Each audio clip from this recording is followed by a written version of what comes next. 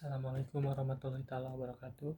Perkenalkan, nama saya Sagara Mahardika, NPM 19121911036 dari kelas Pendidikan Jasmani 2A. Di sini saya akan membahas mengenai model-model kurikulum pendidikan jasmani.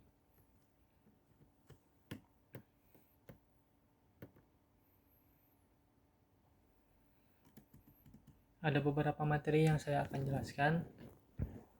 Yang pertama yaitu bagaimana model kurikulum developmental education.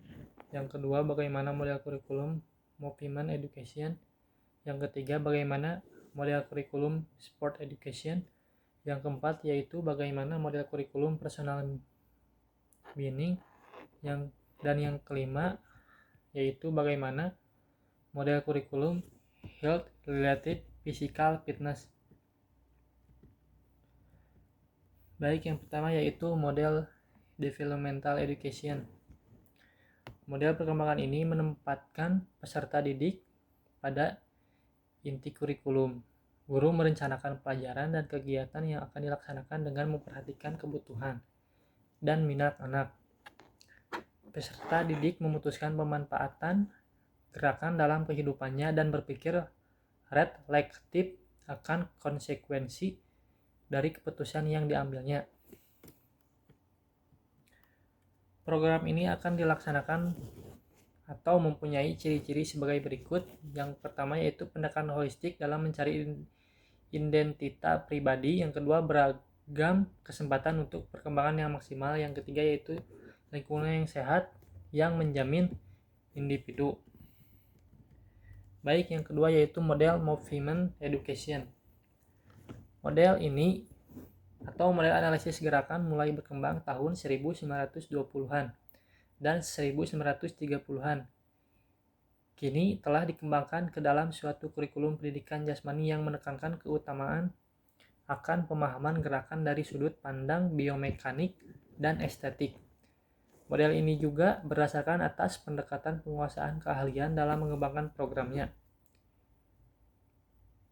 Aktualisasi diri dan proses belajar ditemukan pula dalam model ini. Penguasaan keahlian terlihat dalam programnya yang mengarahkan peserta didik agar memahami struktur gerakan dan mengembangkan potensi peserta didik.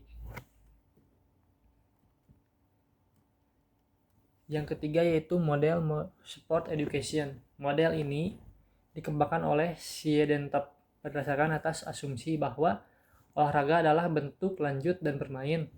Olahraga merupakan bagian penting dari kebudayaan. Peserta didik harus berolahraga lewat pendidikan jasmani karena asumsi kedua dan keikutsertaan peserta didik dalam olahraga harus sesuai dengan perkembangannya. Yang keempat yaitu model personal meaning. Model kurikulum personal ini memastikan bahwa agar pengalaman siswa bersifat mendidik, maka pengalaman itu harus mempunyai makna dan keberartian untuk seorang individual.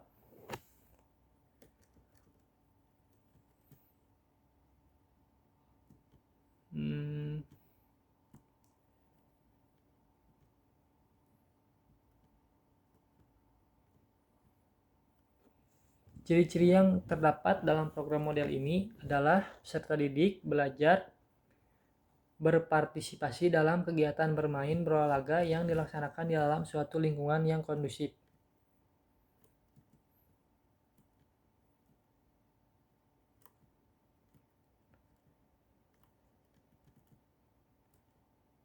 Yang kelima yaitu model health related physical fitness. Model kurikulum kebugaran jasmani atau sering disebut sebagai model pendidikan kebugaran hampir sama dengan model perkembangan.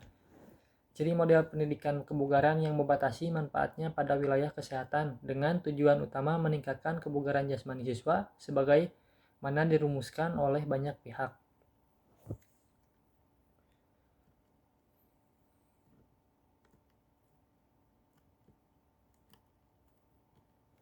Sekian yang dapat saya jelaskan. Mohon maaf bila ada kesalahan. Wabillahi taufiq wal hidayah. Wassalamualaikum warahmatullahi wabarakatuh.